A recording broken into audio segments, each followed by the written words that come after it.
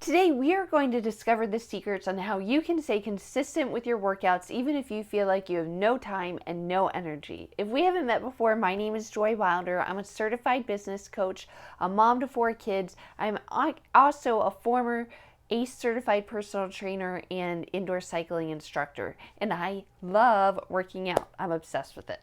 Okay, so I wanted to share with you some of my top tips of how I've been able to stay consistent with working out, and most importantly, stay healthy in the midst of having 4 kids in 8 years. So, the first thing I want to share with you is you want to set the bar low, meaning you want to set yourself up for success. I want to encourage you in different seasons of your life to reframe your definition of success. And what I mean by that is sometimes I would do 2 hours of working out at the gym before I had kids, and I loved it. On a Saturday morning, I could do like 2 group fitness classes. Where I'm at right now in my life, I try to do 20 minutes of working out 6 days a week, and it's almost always in my basement, and that's a win. Sometimes it's only 15 minutes, and that's a win. But it doesn't matter. So you want to, in the season of life that you're in, Stephen Covey talks about this, but in the season of life that you're in, you want to redefine what success looks for you, okay? And you want to start, especially if you're just kind of getting back into a workout routine or just starting a workout routine, you want to just set that bar low and make it achievable. So, just define something that you feel like would be achievable. I'm going to work out 15 minutes a day, 3 days a week, whatever it is. Because Michael Hyatt talks about this in the brain science of achieving your goals, is that you want to start, with something that you know that you can succeed with, and then you know what that does? That builds momentum, and then your mind and your body gets excited and motivated to have continued success. So you want to set that bar low to make sure that you're going to get success, you're going to get that hit of dopamine, you're going to create that momentum in your life to start pushing you forward. So the first thing is to set the bar low and set yourself up for success. The second thing is to remove all barriers of resistance. So I want you to take a second right now and write down what are the barriers that keep you from working out on a consistent basis. Just jot it down on your phone or grab a piece of paper. Just what are the barriers that keep you from working out? I can share with you sometimes some of my barriers have been I haven't had enough sleep because I'm in the phase of life where I'm nursing a baby. I felt like I haven't had enough time. I felt like I haven't had a place to work out. Well, I felt like sometimes I couldn't afford a gym membership. And then when I started working out at home, there have been times in our life because we have almost always rented a room or more than one room in our house. So there's been times in our life where I felt like I had no place that I could work out. So just write down any barriers for you that are barriers to working out. Maybe you travel a lot and you're on vacation. Whatever that is, to solve a problem, first you have to identify what the problem is. And if you're struggling with working out consistently, you want to identify those barriers and then just take a second to brainstorm really quickly what could be some solutions of how you can overcome those barriers.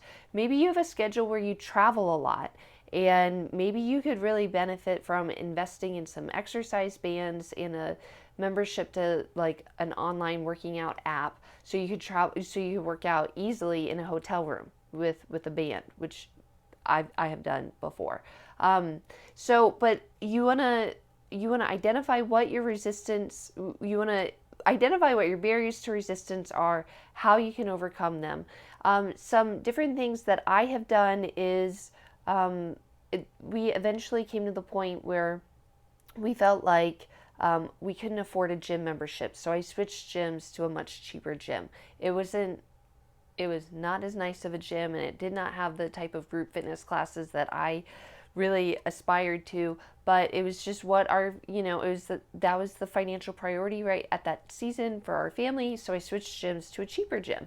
And then it became more of a time thing where I felt like I just did not have time to work out, that by the time I drove 6 minutes to the gym and 6 minutes back. And if I was pregnant, I hiked all the way to the bathroom one time in the middle of my workout, and my workout was gone. So I eventually canceled my gym membership when someone gave us an elliptical. And then I love cycling, so I was able to buy a secondhand Kaiser bike. But the point is, a barrier of resistance for me started to become time and having to leave the house because we started having more and more babies, and I needed to be able to just squeeze it in whenever I had 15 or 20 minutes, and sometimes it was at totally random times when the gym wouldn't be open or whatever. So I shifted to working out at home. And do I miss the gym? So much, guys. Sometimes I just like fantasize about before we had kids and I could just, go and hang out at the gym all the time. But there will be a time and a place one day where I can work out again at the gym. Right now, I'm working out at home and I love it. So you want to identify point number 2 is how you can remove all barriers of resistance. And then point number 3 is I want you to visualize your goals. So visualize the goals of what you want to get from working out. And guys, guess what? I've never owned a scale in my whole life. Every time my husband and I go on a trip where we have to take luggage, we always have to borrow a scale from a neighbor because I've never owned a scale. So I have always had my goals of I want to be able to wear like these pants again or this dress again. That's how my clothes fit. That's how I have done, because guess what? Muscle weighs more than fat. So really weighing yourself isn't always the best. Also, I will put up pictures. So this is a picture of my husband and I 2 years after we were married. This belt I was wearing, oh my gosh, I had to have such a small waist to wear that belt. So I actually have that picture taped up inside the closet in our basement where I have all of our workout equipment. So every day when I go to get my workout equipment, I see that little picture, and there's actually a Bible verse that my husband gifted me a piece of workout equipment, this bar I wanted, and he wrote this Bible verse from Proverbs. I also have that taped up there as motivation for me. So you just want to visualize your goals. On my Dreams and Goals app, I have a picture of my husband and I in a bathing suit where I just feel really healthy and happy. I know I've heard Rachel Hollis talk on one of her podcasts how her personal goals around her health and fitness, they're not SMART goals. They are just to feel healthy, to feel happy, to feel energetic. So if that helps you, set those types of goals. But it doesn't have to be, I'm going to be a size 7 by July 31st or better. But it could be, but I just want you to feel the liberty to set and visualize goals that are going to be encouraging for you. But whatever you do, you want to visualize those goals. If your goal is to feel healthy and energetic, then find a picture of yourself or take a picture of yourself where you feel healthy and energetic and visualize yourself doing that. You want to visualize those goals. So 3 ways to stay consistent with your workouts is to set the bar low and set yourself up for success. The second thing is to remove all barriers of resistance. And then the third thing is to visualize your goals. So guys, I would love to hang out more. You can subscribe to whatever venue. You can subscribe to my channel, or if you're seeing this on Facebook or my podcast, subscribe there. And then you can also find out more ways to work with me at joywilder.com. And guys, guess what? My podcast is launching soon. The Brilliant Life Show is going to be launching on August 13th, and I would love for you to join our podcast launch team. And you can do that by going to joywilder.com/podcast. And there you can join my podcast launch team. You can just support me, which I would love. And I am going to be sharing more power tips on life and business in the Brilliant Life Show.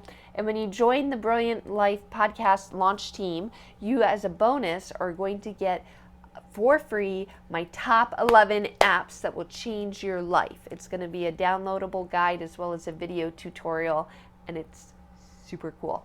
All right, guys, have a great day, and I'll talk to you soon.